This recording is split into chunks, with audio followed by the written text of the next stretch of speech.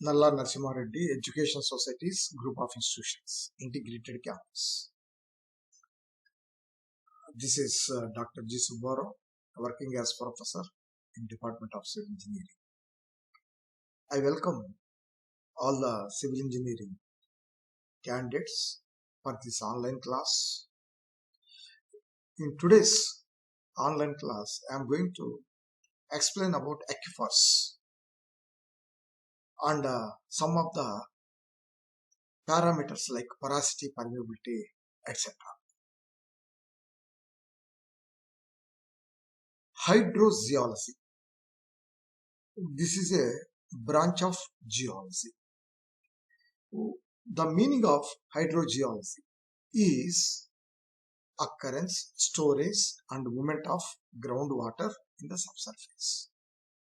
Hence, hydrogeology deals with the occurrence, storage and movement of groundwater in the subsurface. The surface water means maybe a stream or river or glacial water, melted water. When the surface water infiltrates into the ground, so it passes below the ground through the fractures or cracks and distribute, and the movement of groundwater below the earth surface is controlled by the porosity and permeability of soils or rocks which are present. So, the surface water, when infiltrates into the ground through the fractures or cracks, and its distribution as well as movement in the subsurface is controlled by a few parameters like porosity, permeability of soil or rocks which are present. Porosity means in the rock formations facilitates the storage capacity, while permeability contributes the movement of groundwater. So porosity facilitates the storage capacity, while permeability contributes the movement of groundwater. Based on the porosity and permeability characteristics, the geological formations are named as aquifer, aquiclude, aquitard and aquifers. Aquifer, a geological formation which yield significant quantities of water, has been defined as an aquifer. Some of the sedimentary rocks are permeable and considered as good aquifers. For example, gravel, cavernous limestone, sandstones, all these are belonging to sedimentary rocks which are permeable and act as good aquifers, while some of the igneous and metamorphic rocks are relatively impermeable, but they serve as poor aquifers. Aquiclude, a rock formation which has porosity but no permeability. That means which has a storing capacity but no flowing capacity. Then in such a case it is called as aquiclude. So that means the geological formation can store water and the flow of water does not take place. For example, clay. Aquitard, a geological formation saturated but poorly permeable that prevent groundwater movement and does not yield water freely, but transmit some quantity of water to the adjacent aquifers. Example, sandy clay. Aquifers, a rock which contains no interconnected openings and hence neither absorb nor transmit water. Example, solid granite. So openings are present in granite but they are not interconnected. That is the reason neither absorb nor transmit water. Now let us see the porosity. Since porosity and permeability are the parameters based on which the geological formations are considered as aquifers, aquiclude, aquitard, aquifers. Now let us study what is porosity.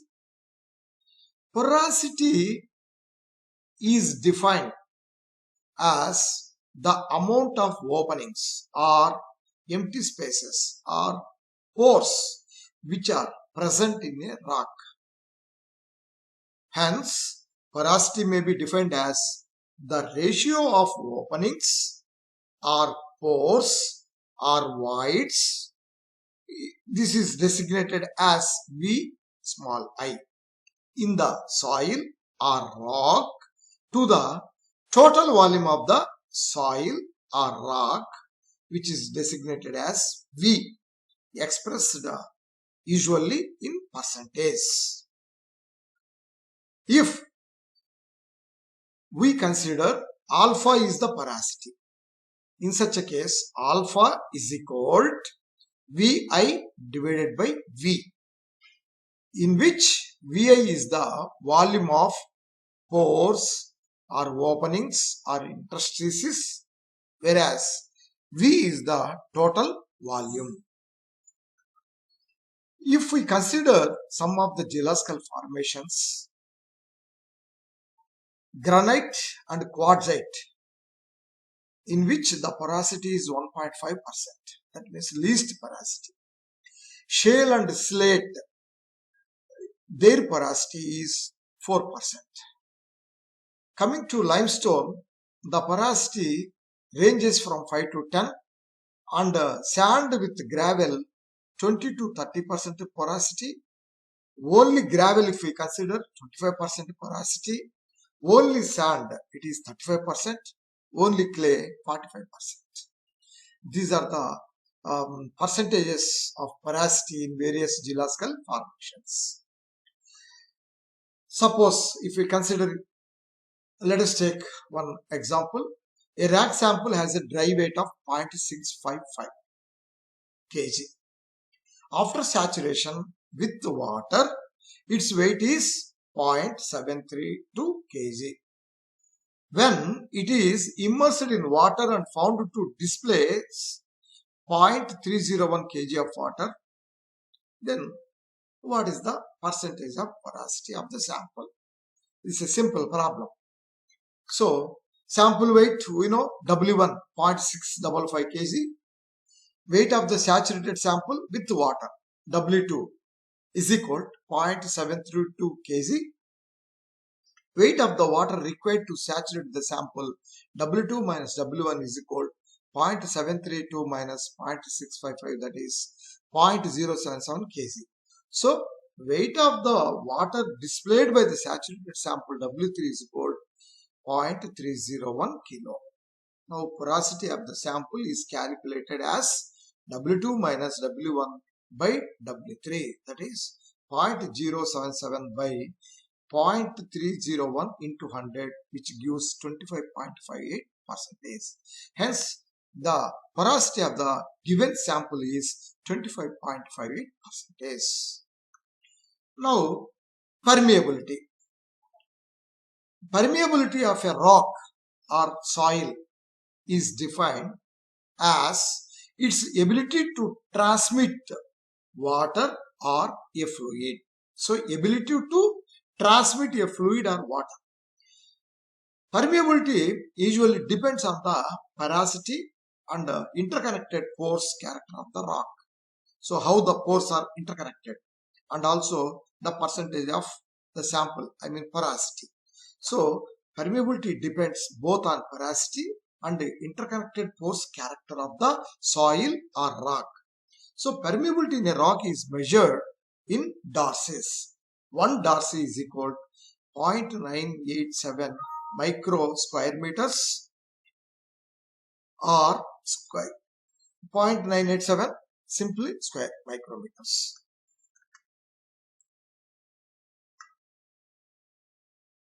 For example, shales are porous, less porous, I mean 4% of porosity. but less permeable because of fine-grained nature, which does not allow water to pass through the rock due to less interconnected pores. Though it has porosity of 4%, but permeability is less, that is because of fine-grained nature, so which does not allow water to pass through the shale, that due to less interconnected pores. We take one more example, vesicular basalts.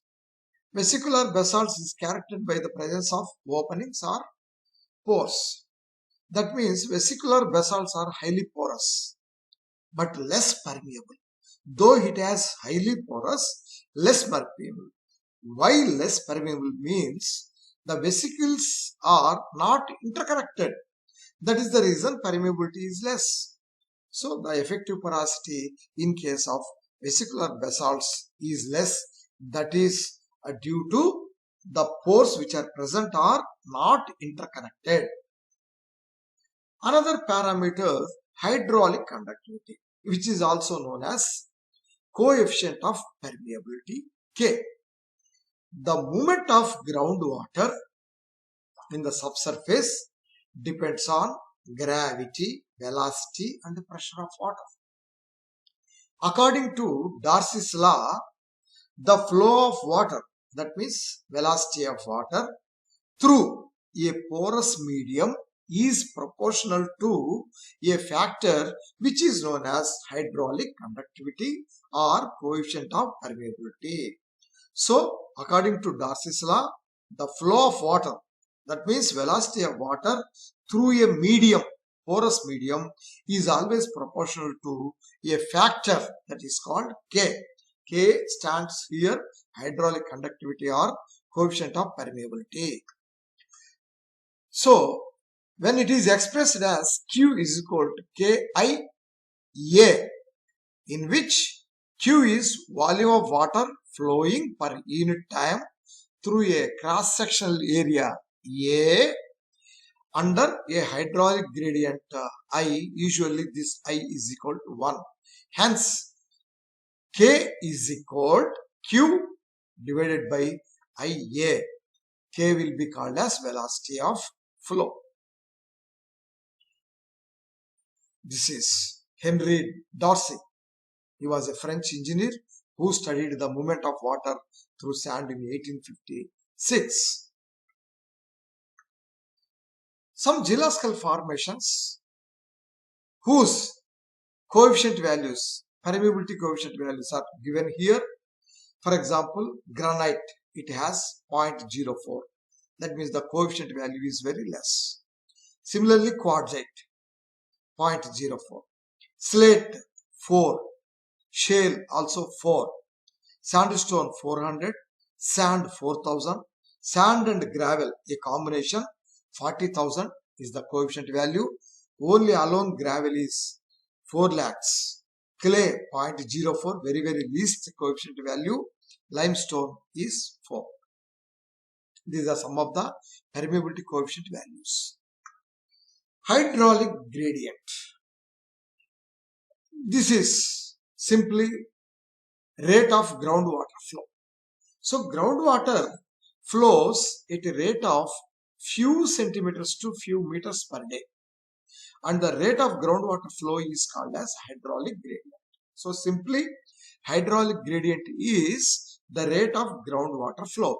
And this groundwater flow is at a rate of few centimeters to few meters per day. This hydraulic gradient is two types: horizontal hydraulic gradient, vertical hydraulic gradient. So horizontal hydraulic gradient. When two wells are located nearby, so one well is called as W1, another well is called as W2, in which this is the water table, this line, and this is height from the bedrock up to water table is H1 here in case of well 1. It is H2 in case of well 2. So these are the heights from bedrock to the water table upper position. L is the distance between these two wells.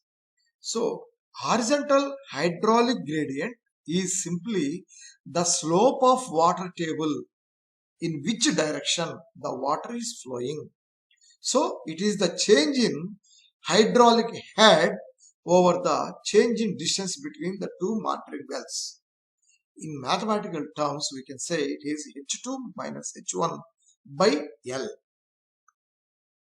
Vertical hydraulic gradient.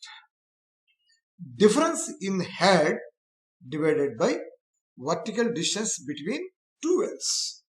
So, H2 minus H1, H2 minus H1 by Z2 minus Z1, which gives the vertical hydraulic gradient. So, based on Darcys law, we can estimate the velocity of water or how fast the water is flowing between 2 points.